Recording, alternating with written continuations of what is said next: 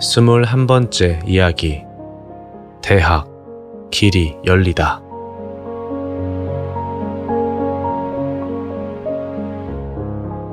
공부에서 길을 잃은 나는 평범한 소년공으로 돌아갔다.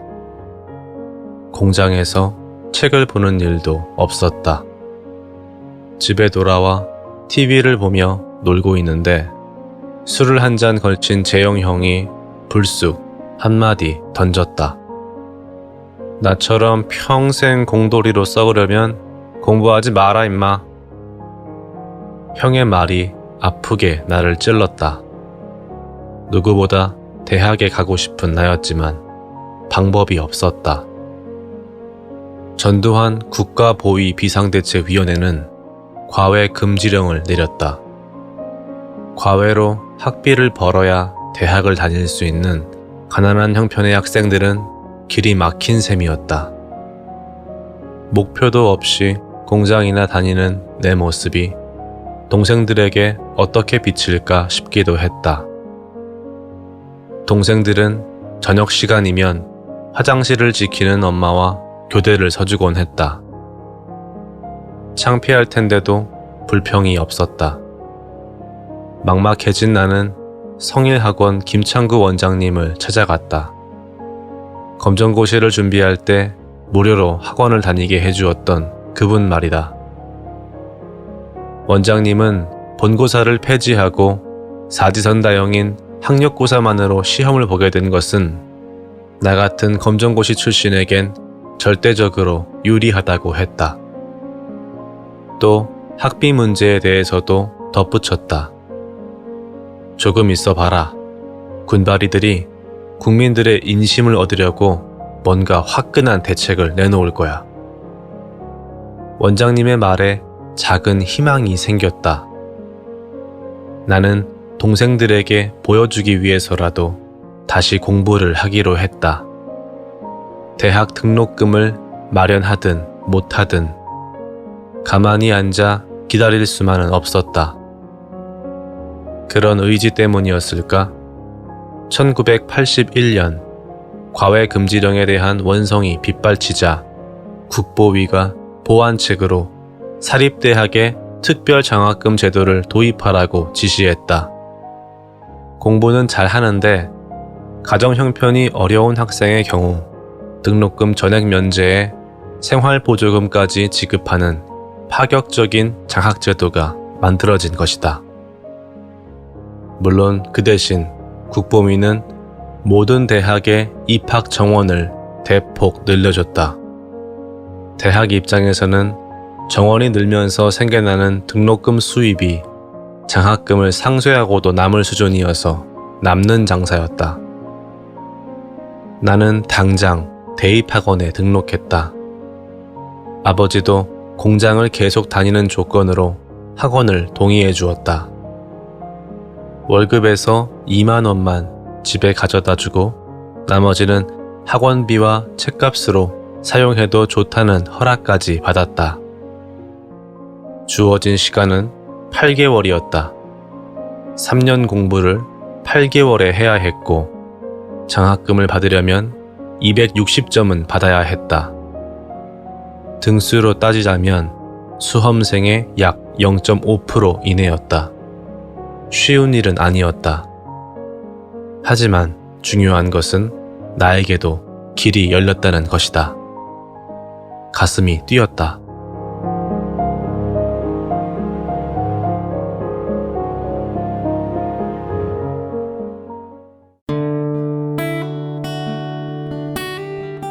스물두 번째 이야기. 야밤의 전력 질주.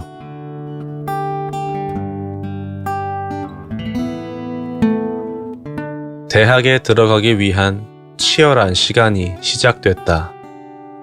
공장에서 퇴근하면 바로 학원으로 달려갔다. 저녁 7시부터 3시간 수업을 듣고 오가는 버스에서 영어 단어를 외웠다. 버스에서 졸다가 종점까지 간 게 한두 번이 아니다. 그러면 통금 시간에 걸리지 않으려고 독서실까지 전력 질주했다. 공부방이 없던 나는 독서실에서 통금이 해제되는 새벽 4시까지 공부하고 집으로 와 3시간쯤 눈을 붙였다. 공장에서 학원으로, 학원에서 독서실로, 그리고 집에서 다시 공장으로. 시간과 싸우고 졸음과 전투를 벌이는 매일매일이었다. 갈 길이 까마득한데 설상가상으로 공장에서 맞아서 갈비뼈가 부러지는 일이 생겼다. 아파서 견딜 수가 없었다. 의사는 가만히 누워 통원 치료를 해야 한다고 했지만 그럴 시간도 돈도 없었다. 결국 치료비 때문에 어쩔 수 없이 재영 형에게 맞은 사실을 말했다. 그때까지도 형을 비롯한 가족들은 내가 공장에서 맞는다는 걸 모르고 있었다. 형은 펄쩍 뛰며 공장으로 찾아가 동생 때린 놈을 가만두지 않겠다고 으름장을 놓았다. 형 덕분에 사과는 물론 치료비까지 받았다.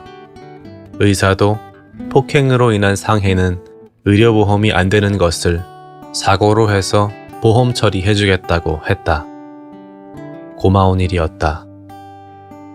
그렇게 갈비뼈가 부러진 채로 출근도 하고 학원에 가서 밤새 공부했다. 절박함이 있었다. 죽으려 했으나 죽지도 못하고 팔은 불구가 됐으니 해볼 수 있는 건 공부밖에 없었다. 여기서 물러서면 내일을 기대하기 어려웠다. 죽느냐 사느냐의 문제였다. 하지만 학원을 2달 다니고 또 그만둬야 했다. 아버지는 알다가도 모를 사람이었다. 집부터 마련해야 한다고 학원에 나가지 못하게 했다. 월급의 일부를 집에 가져다 주는데도 그랬다. 부러진 갈비뼈도 막지 못한 학원행을 돈이 가로막았다. 하지만 나도 이번에는 물러설 생각이 없었다. 이제부터 제가 번 돈은 제 공부에 쓸 거예요. 그것은 선언이었다.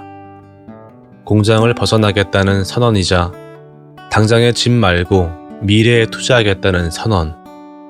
그것은 합당해 보였다. 그렇게 나는 월급을 모으기 시작했다. 다시 학원에 복귀한 것은 2달 뒤. 3개월 월급을 모아 가능했다. 남은 시간은 이제 4개월. 더 이상 공장 다니면서 장학금 받을 성적을 낸다는 건 불가능하다는 판단이 섰다. 나는 비장한 각오로 오리엔트를 그만두었다. 그리고 야간반이 아닌 주간반에 등록했다. 4개월 동안 원 없이 공부했다. 친구 심정훈도 마음을 다잡고 함께 공부했다. 우리는 같은 독서실에서 서로를 깨워가며 밤을 새웠다. 독서실까지 전력 질주하던 그 밤을 생각한다. 달려가야 할 곳이 있어서 좋았다.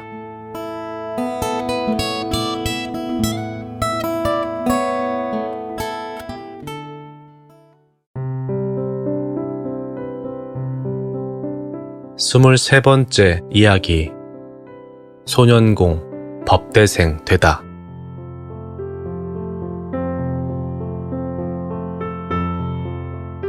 독서실에서 여름엔 모기와 싸우고 가을에는 오들오들 떨면서 공부했다. 담요가 있으면 나도 모르게 덮고 잠들어서 담요도 도로 집에 가져다 놓았다. 책상에 볼펜을 고추 세워놓고 공부하다 졸면 이마가 찔리게 했다. 나중에는 가슴 닿는 부분에 압정도 붙여놓았다. 그때 많이 찔렸다. 처음 찔릴 때는 정신이 번쩍 들었는데 나중엔 찔린 채로 자고 있기도 했다. 덕분에 참고서 곳곳에 핏자국이 남았다. 말 그대로 혈투였다. 나와 함께 공부했던 친구 심정훈이는 이렇게 말한다. 재명이는 한번 한다고 하면 그렇게 지독하게 하는 친구였어요. 하여튼 집중력과 끈기는 천하무적이었죠. 학원에서 점심과 저녁에 양은 도시락에 식은 밥을 먹었는데 나중엔 도시락도 한 개로 줄였다. 배가 부르면 졸렸기 때문이다. 그런 내가 애처로웠던 엄마는 밥을 꽉꽉 눌러 도시락을 싸주곤 했다. 그 시절 엄마가 준 차비로 학원에 가고 엄마가 싸준 도시락을 먹으며 공부했다. 행복했다. 그렇게 여한 없이 공부해보기는 처음이었다. 마침내 대입 학력고사일인 1981년 11월 24일이 밝았다. 대입 준비를 시작할 때 내 모의고사 성적은 전국 30만 등 밖이었다. 그렇게 시작해 8개월 공부 끝에 마지막으로 본 모의고사에서는 2000등 안에 드는 성적을 올렸다. 장학금을 받으려면 최상위권에 들어야 했다. 결과가 나왔다. 불수능이었는데 최상위권인 285점이었다. 장학금 대상 안에 들었다. 성공. 그 성적이면 우리나라에서 가지 못할 대학은 없었다. 어디를 지원할 것인가? 절대적인 기준은 장학금으로 학비를 충당할 수 있어야 한다는 것이었다. 중앙대 선호장학생 A급은 3학년까지 등록금 면제에 매월 20만원씩의 특대 장학금을 받을 수가 있었다. 커트라인이 가장 높은 과가 의대와 법대였는데 의대는 추가 비용을 내야 해서 애초에 제외했다. 그렇게 중앙대 법대생이 됐다. 특대 장학금 20만원은 내가 공장에서 받았던 월급의 3배에 달했다. 내 입장에선 꿈같은 일이었다. 어깨가 으쓱했다. 입학식이 보름 넘게 남았을 때 미리 교복도 맞추고 모자도 샀다. 대학 교복을 입는 게 촌스러운 행동이라는 건 몰랐다. 뭐가 어떻든 평생에 교복 한번 입어보는 것이 꿈이었으니까. 성남시장 시절 무상교복 정책은 그런 경험에 뿌리가 닿아 있다. 대학 입학식 날 엄마와 찍은 사진이 남아있다.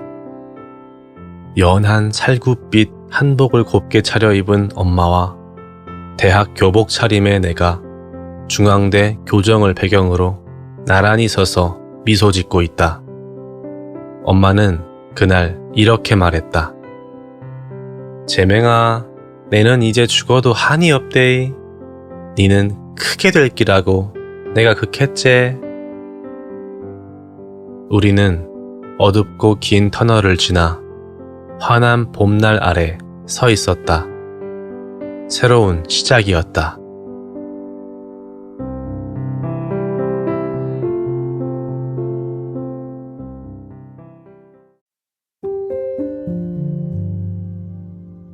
스물네 번째 이야기. 약자들에게 힘이 되어 보겠다.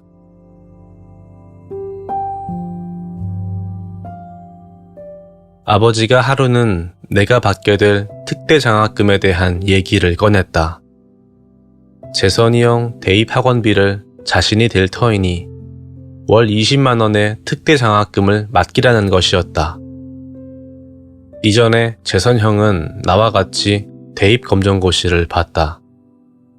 중장비 정비 자격증을 따고 부산 근처의 원자력 발전소 건설 현장에서 일하던 중에 시험을 본 것이다. 공부하기에 나보다 더 열악한 상황이었다. 형은 시험 보기 이틀 전 집에 와서 밥을 먹으면서도 공부를 했고 그렇게 시험을 통과했다. 이항 정리와 포물선을 가르쳐준 것도 나였다. 이제 재선 형은 앞서 내가 그랬던 것처럼 학원에 다니며 대입을 준비할 참이었다. 특대 장학금을 맡기라는 아버지의 말에 나는 펄쩍 뛰었다. 싫어요. 집에서 어떻게 공부를 하고 학교를 다녀요? 장학금으로 서울에 방 얻어서 재선 형이랑 공부할 거예요. 재선 형 학원비도 제가 낼 거고요. 나는 형이 8개월간 돈 걱정 없이 마음껏 공부할 수 있도록 확실하게 밀어줄 참이었다. 하지만 집 한 채 마련하는 일에 몰두하는 아버지를 생각하면 재선 형에게 학원비를 충분히 줄 것 같지 않았다. 내가 마지막으로 오리엔트 공장을 다니며 3개월 월급을 모아 학원비를 댔던 것처럼 장학금으로 형의 미래에 투자할 생각이었다. 재선 형도 공부하면 잘 될 거라는 확신이 내겐 있었다. 그렇게 버티자 아버지도 특대 장학금 얘기는 더 이상 꺼내지 않았다. 특대 장학금으로 법대에 들어갔다는 소문을 들은 친척과 이웃들은 내가 마치 판검사가 된 것처럼 받아들였다. 졸지에 사법고시 보는 것이 당연해지고 있었다. 법대 가면 사법고시를 보는 게 일반적이라는 것은 대학에 붙고 나서 알았다. 이제 어떻게 할 것인가? 매맞는 노동자로 살기 싫어 시작한 공부였다. 이제 그런 일은 없을 것이다. 하지만 문득 아직도 공장에 남아있을 아이들이 떠올랐다. 내게 최초로 유행가를 가르쳐 주었던 나보다 어렸던 소년공도. 함께 새벽까지 일하고 공장 바닥에서 유행가를 흥얼거릴 때 우리는 친구였다. 문득 그런 힘겨운 나날을 보내야 하는 사람이 더 이상 없었으면 하는 마음이 일었다. 그리하여 입학식을 앞둔 82년 2월의 어느 밤, 나는 일기장에 이렇게 적었다. 어차피 시작한 것, 사법고시에 합격하여 변호사로 개업하겠다. 그래서 약한 자를 돕겠다. 검은 그림자 속에서 고생하는 사람들에게 빛이 되어 보겠다. 약자에게 힘이 되어 보겠다는 결심은 막연했지만 마음에 들었다.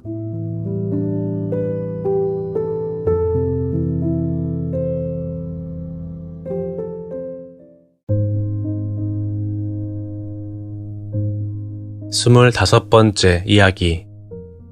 바이블을 비블로 읽는 법대생.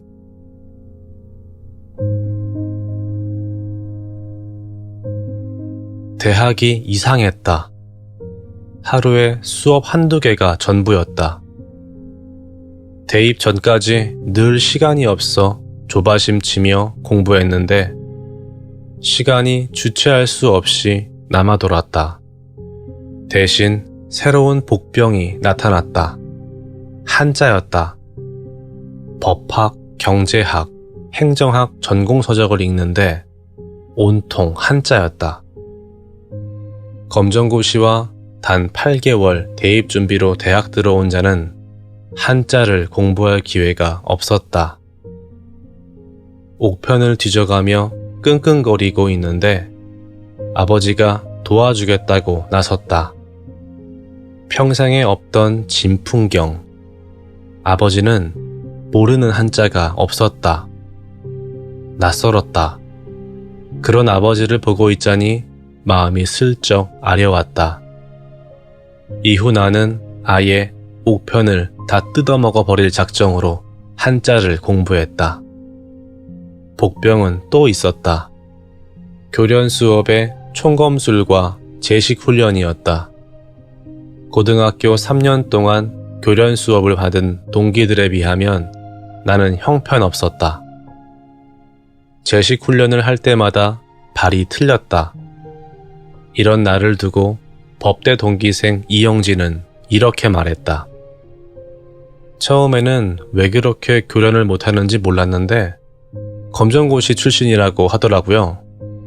제명이는 학교 다닌 애들이면 당연히 아는 걸 잘 몰랐어요. 근데 교련을 제일 못하면서 교련복은 혼자 입고 다녔죠. 학교 다닌 애들과 다른 점은 또 있었다. 후에 사법고시 1차에서 영어 말하기 시험을 보면서 깨달은 것인데 내 영어에 심각한 문제가 있었다. 즉, 문법은 잘했는데 놀랍게도 아무도 내 영어 발음을 알아듣지 못하는 것이었다. 내게 바이블은 비블이었고 아이언은 아이롱이었다. 나라 이름은 아일랜드, 섬을 뜻하는 단어는 이질랜드인 줄 알았다. 영어를 직접 들어본 적이 없어서 벌어진 참사였다. 버스와 화장실에서 독학한 영어의 최후. 교정이 필요했다. 미팅도 해보고 고고장도 가봤다. 하지만 대체로 시시했다. 교련복에 고무신 신고 다니는 이 누추한 청년에 관심을 보이는 여학생이 있을 리 없었다. 게다가 나는 20세 미만 대학생 70%가 키스 경험이 있다는 통계를 보고 깊이 충격을 받는 청년이었다. 내게 이성은 머나먼 이국이었다. 한편 특대 장학금으로 서울에 방을 얻어 재선형과 공부하겠다는 나의 의지는 실현되지 못했다. 아버지가 끝내 허락하지 않은 것이다. 나는 대신 아버지와 신사협정을 체결했다. 선보관 후 지급이었던 것을 선지급 후 보관으로 제도 혁신을 단행한 것이다. 즉, 이전까지 아버지에게 월급을 모두 맡기고 필요한 돈을 받았던 것을 이제 장학금을 받으면 재선형의 학원비와 우리의 책값과 용돈을 먼저 떼고 아버지에게 맡기기로 한 것이다. 아버지도 거기까진 합의해 주었다. 선지급권을 확보하고 꿈에도 그리던 공부방은 포기해야 했다. 다음에 이사할 때는 집을 사서 가겠다던 아버지의 계획도 어그러져 우리는 다시 지하 단칸방으로 퇴각했다. 200만원 전셋집이 너무 허술해 겨울을 날 수 없었던 까닭이다.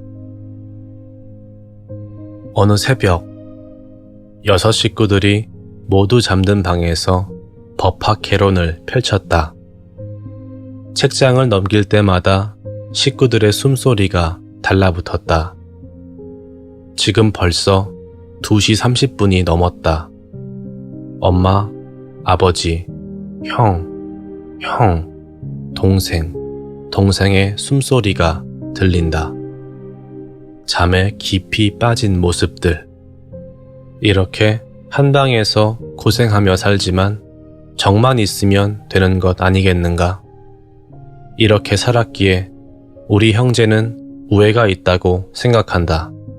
비록 아버지와는 등지고 살아가는 듯 하지만 우리 가정에도 영원한 행복이 오기를. 1982년 3월 31일.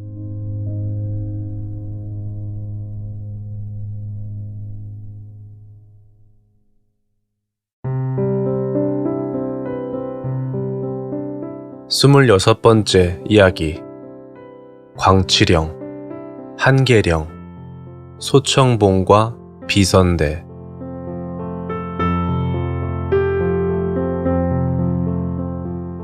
대학 첫 학기는 대충 보낸 하루에 대한 자책과 내일부터는 공부에 매진하겠다는 다짐 사이에서 끝났다.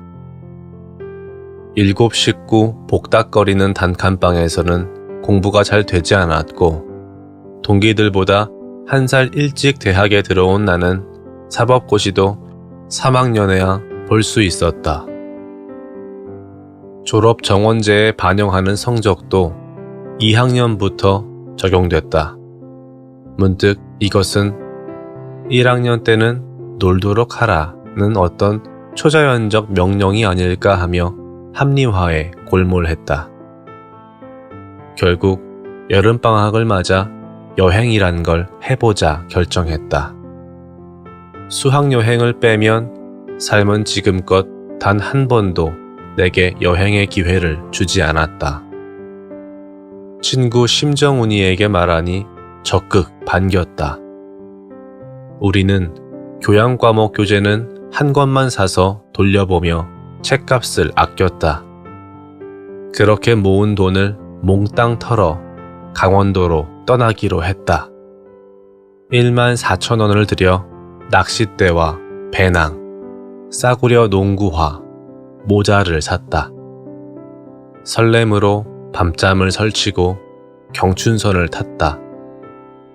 춘천에서 정훈이네 큰 집에서 하룻밤 신세를 지고 소양강에서 양구행 배를 탔다. 푸른 물을 가르며 달리는 뱃머리에 서 있으니 너무 좋았다. 대학생이란 이런 것인가 싶었다. 물론 영화 타이타닉의 레오처럼 내가 세상의 왕이다를 외치진 않았다. 그 배에서 자전거를 가지고 탄 학생 하나를 만났는데 뜻밖의 그도 중앙대 공대 1학년이었다. 자전거를 타고 제주도까지 갈 거라고 했다. 우리는 단박에 의기투합해 함께 여행하기로 했다. 양구에서 인제로 가기로 했다. 광치령을 넘어야 했는데 고개 기슭에 도착했을 때 이미 오후 6시가 넘어 있었다. 군인들이 걸어서 넘기엔 너무 늦었다며 말렸지만 새 청춘을 막진 못했다. 정상에 도착했을 땐 밤 10시가 넘었다. 지나온 길은 달빛 아래 아득했고 가야 할 길 위로는 밤안개가 밀려오고 있었다. 그렇게 밤새 광치령을 넘었고 여행은 외설악과 한계령, 소청봉과 비선대로 이어졌다. 소청봉과 비선대는 싸구려 농구화 때문에 물집이 잡혀 맨발로 올랐다. 여행은 삶의 가장 훌륭한 학교다. 오르막을 오르면 내리막이 기다리고 내리막을 가면 다시 오르막이 있다는 걸 깨닫는 시간이다. 고개를 넘으면 새로운 세상이, 어쩌면 정상이 펼쳐질 거라는 희망에 다시 걸음을 옮기는 것이다. 희망은 우리를 견디게 하고 비용을 요구하지 않아 만인에게 공평하다. 광치령을 밤새 걸어서 넘을 때 산이 구름에 가리지 않고 그 모든 골짜기를 드러냈다면 엄두가 나지 않았을지도 모른다. 혹자는 내가 두려움을 모른다는데 맞지 않는 얘기다. 나는 겁이 없는 게 아니라 여행을 통해 배웠을 뿐이다.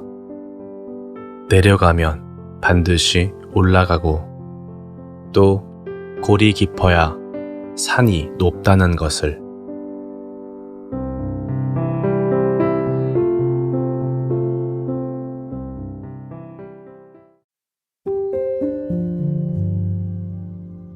스물일곱 번째 이야기. 이영진에게 전한 약속.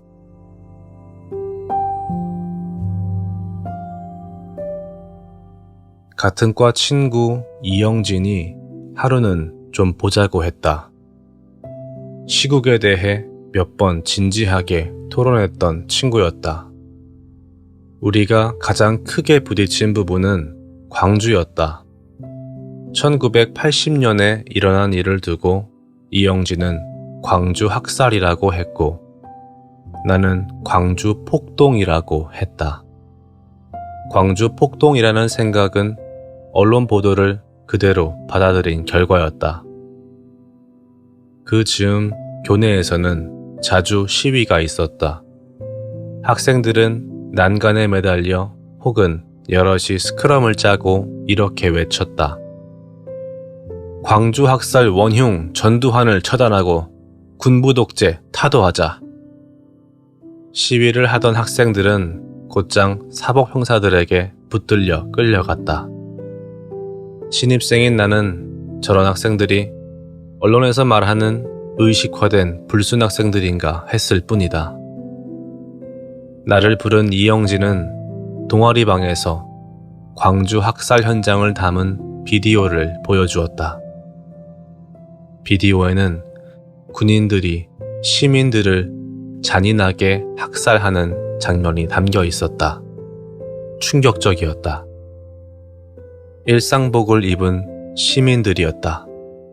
무장하지도 않은 내 주변에 있을 법한 평범한 사람들. 그런 시민을 무장한 계엄군이 잔인하게 죽이고 있었다. 소름이 돋았고 믿기지 않았다. 폭도는 광주 시민이 아니라 군부 독재 정권이었다. 내 안에서 의식의 껍데기가 깨져나가는 소리가 들렸다. 며칠 동안 영상이 눈앞에 아른거렸다. 내가 어떻게 전두환 정권에, 언론에 속았는지를 생각하면 창피하고 화가 났다. 분노가 지나간 뒤에는 고립된 채로 싸워야 했던 광주 시민들에게 마음이 가닿았다. 가족과 친구, 이웃의 죽음을 목도해야 했던 슬픔이 떠올랐고 죽음을 각오하고서도 포기할 수 없었던 용기와 신념을 생각했다. 마음이 무거웠다. 이윽고 이영진은 내게 불의한 정권에 맞서 싸우는 활동에 함께하지 않겠느냐고 물었다. 나는 문득 되물었다. 넌 노동자들 한 달 월급이 얼만지 알아? 시위하는 학생들이 노동 3권 보장하라고 구호를 외칠 때 속으로 노동에 대해 뭘 안다고 노동 3권 운운하나 생각하던 나였다.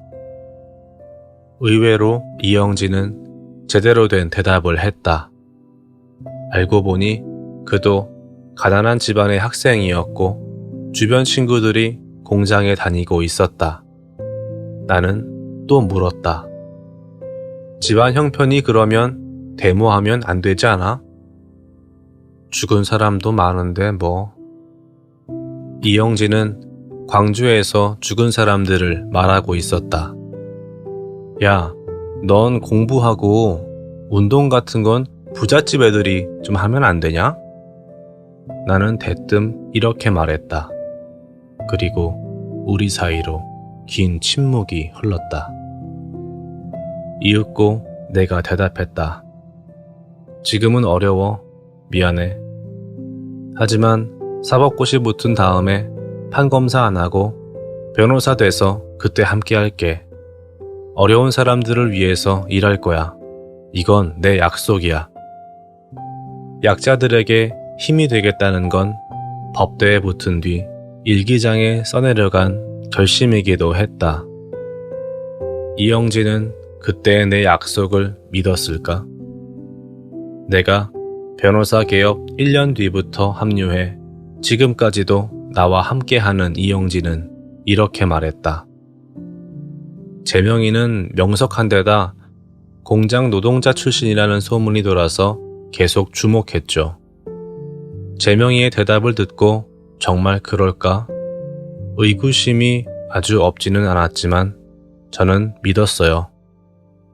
재명이가 약속 안 지키는 친구들을 무척 경멸한다는 걸 알고 있었거든요. 안 할 거면 난 못해, 난 안 해. 틀림없이 이렇게 얘기했을 친구니까요.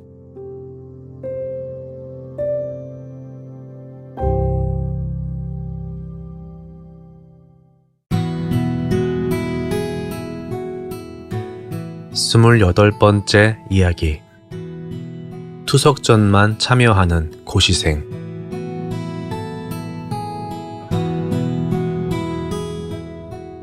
(1984년 5월) 사법고시 1차 시험에 합격했다. 처음 응시한 것이었고 만 20살의 봄날이었다. 대구에서 합격 소식을 들었다. 재선형과 함께 자전거로 전국 일주에 나선 참이었다. 서해안과 남해안을 돌아 대구에 도착한 우리는 새카맣게 타 있었다. 대구에서 재선형과 함께 축배를 들었다. 그 해는 아버지에게도 봄이었다. 필생의 과업이던 집장만에 성공한 것이다. 안도감 때문일까? 아버지는 돈 얘기를 덜 하는 대신 자주 웃었다. 사람이 바뀐다는 게 신기했다. 하지만 사법고시 1차 시험은 시작에 불과했다. 2차를 통과해야 한다는 부담감이 묵직하게 다가왔다. 2차는 수석 합격자도 통과를 자신하기 어려운 시험이었다. 2차 시험을 준비하기 위해 신림동에 있는 관악고시원에 들어갔다. 학교에선 수시로 시위가 벌어졌다. 군사 독재 타도와 학원 민주화를 외치는 시위 대열에는 친구 이영진과 박정추가 있었다. 이영진은 나를 운동권 동아리에 가입시키려 했던 친구였고, 박정추는 행정학과 학생회장을 하고 있는 동기였다. 나는 집회에는 참여하지 않았다. 감옥 갈 각오를 하고 싸우는 친구들 옆에서 고시 공부만 하는 내가 구호를 외치는 건 양심이 허락하지 않았다. 대신 학생들이 집회 후 투석전에 나서면 그때는 나도 뛰어들었다. 뒤통수 바로 위에서 최루탄이 터져 최루가스를 하얗게 뒤집어 쓰고 몇 주간 두피가 벗겨지기도 했다. 가을이 절정이던 10월의 어느 날이었다. 그날도 투석전이 벌어졌다. 집회가 있다는 통문을 듣고 학교에 갔던 나도 투석전이 시작되자 함께 돌을 던졌다. 시위가 끝나고 학교를 빠져나와 박정추와 막걸리를 마셨다. 잔을 사이에 두고 앉은 박정추도 특대 장학금을 받는 수재였다. 지난 봄까지만 해도 열심히 행정고시를 준비하던 그는 학도 호국단을 없애고 총학생회를 만들 때까지만 공부를 미뤄두겠다고 했다. 그날 취하도록 마시고 고시원으로 돌아왔다. 밤에 고시원 앞에 나와 있는데 누가 잔뜩 취해서 가방을 발로 툭툭 차면서 올라오는 거예요. 별놈이 다 있다 싶어 보니까 제명이었어요. 너무 안 됐더라고요. 어린 나이에 공부하는 게 얼마나 힘들면 저러겠나 싶어 짠했죠. 그 모습이 오래 눈에 밟혔어요. 그날 고시원을 걸어 올라가던 내 모습을 본 선배 최원준의 말이다. 그는 내가 신림동 고시원 3곳을 따라다니며 함께 공부한 선배다.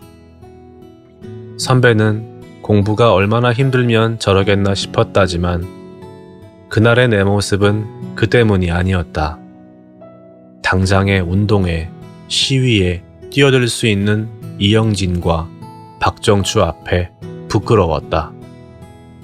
동기들에게 빚을 지고 있다는 마음을 지울 수 없었다.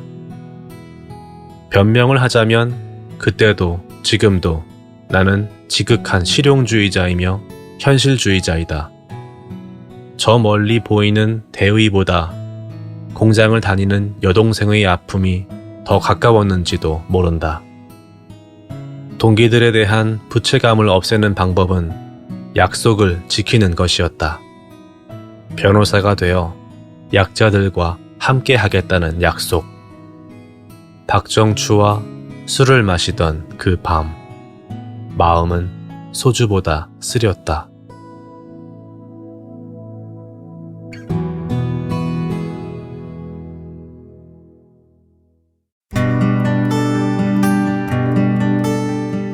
29번째 이야기.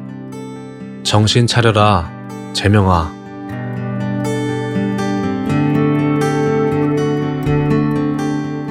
사법고시 2차 시험 날짜가 다가오고 있었다. 가족, 친척, 교수님들까지 내가 2차에 합격할 것으로 믿었다. 2차에서 떨어지면 내년에 다시 1차부터 준비해야 하는데 내년부터는 돈 나올 곳이 없었다. 게다가 사법고시 합격해서 어려운 사람들과 함께 하겠다던 친구들과의 약속도 있으니 처절한 마음가짐으로 매진해야 했다.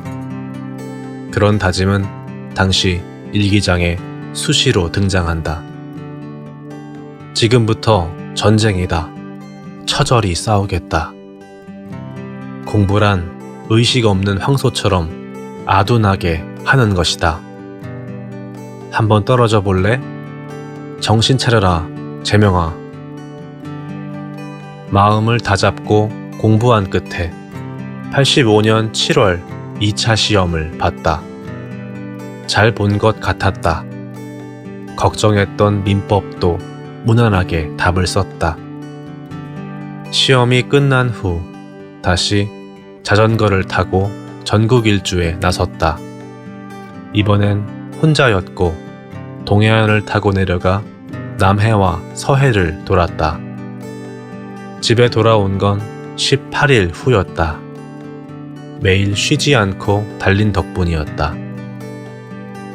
이윽고 합격자 발표가 났다.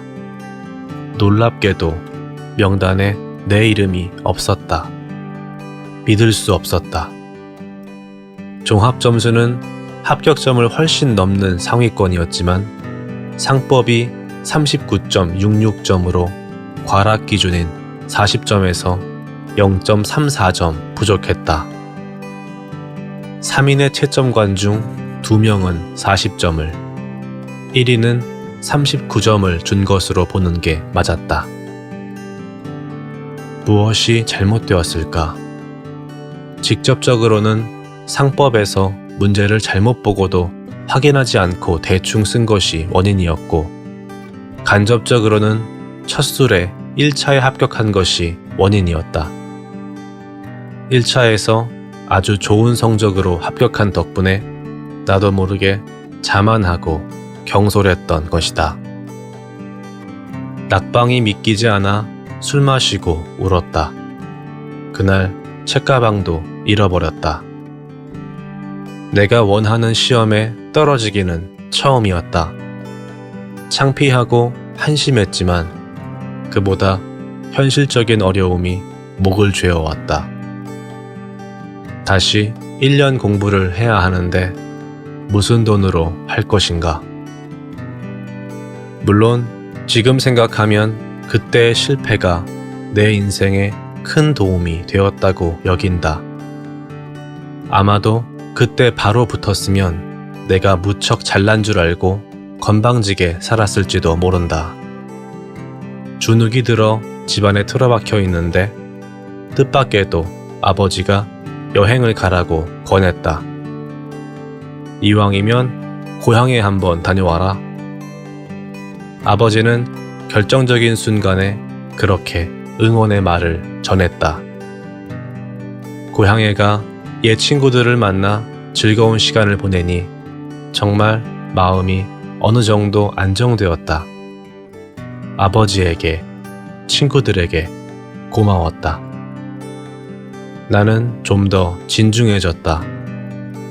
눈앞의 현실과 미래의 과제 사이에서 갈등하지 않고 둘을 조화시켜 나가는 방법도 걸음마 하듯 찾아 나갔다.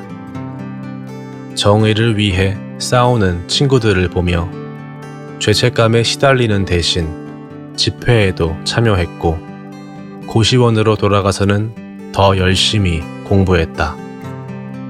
그렇게 4학년 2학기가 되어서야 처음으로 투석전이 아닌 일부 집회에 참여한 사람이 되었다. 어떤 시기의 삶도 그저 미래를 위한 수단이 되어서는 안 될 일이었다. 나는 내 방식대로 싸우고 내 방식대로 공부하며 살아가겠다는 결심을 했다. 그런 다짐은 마땅해 보였다. 낙방이 내게 준 선물. 삶이 고마웠다. 나는 성장하고 있었다.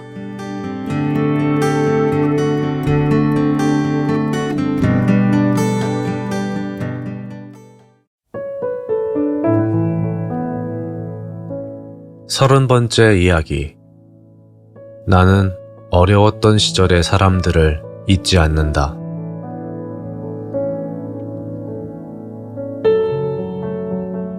공부하고 있는데 누군가 시끄럽게 고시원 창문 밖을 오르내렸다. 나중에는 창문을 치기까지 해서 짜증이 일었다. 뭐라고 한마디 하려고 창문을 열어 젖혔는데 웬 아주머니가 보였다.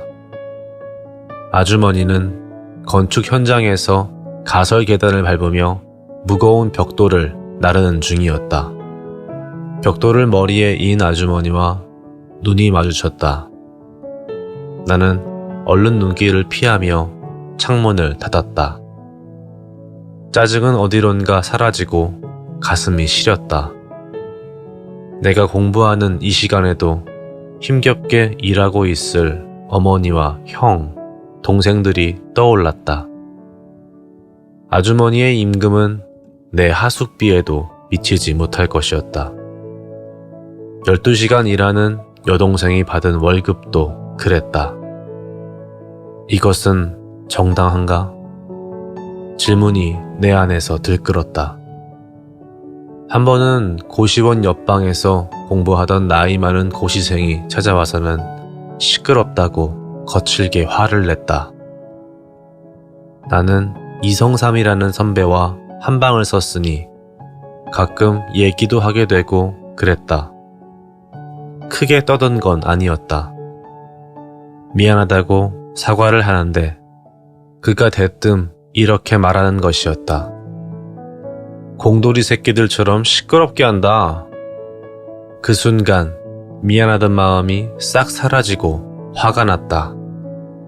공돌이 새끼들이 당신한테 피해준 게 뭔데요? 나는 발끈해서 따지고 들었다. 말다툼은 고시원에서 함께 공부했던 최원준 선배가 성삼이 형과 나를 데리고 나가면서 무마됐다. 최원준 선배는 그 일을 두고 인터뷰에서 이렇게 말했다. 재명이와 성삼이를 데리고 나와 생맥주를 사주며 제가 그랬죠. 그 사람 나이 들어서 공부하려니 초조해서 그러는 건데 이해해줘야 하지 않냐고.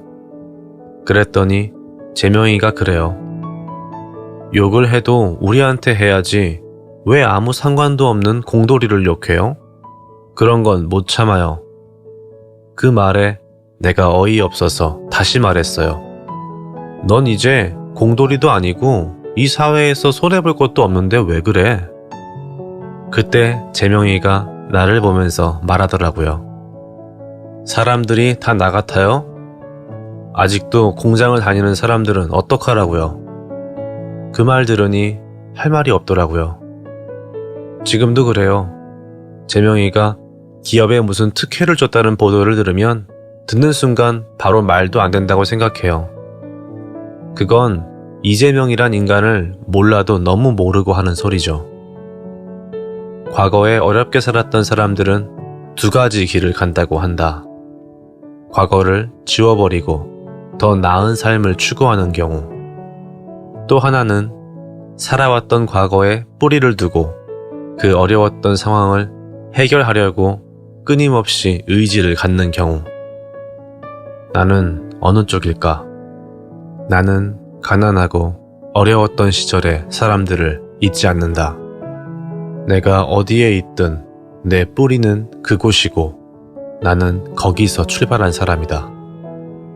혼자 잘 먹고 잘 살자고 여기까지 오지는 않았다.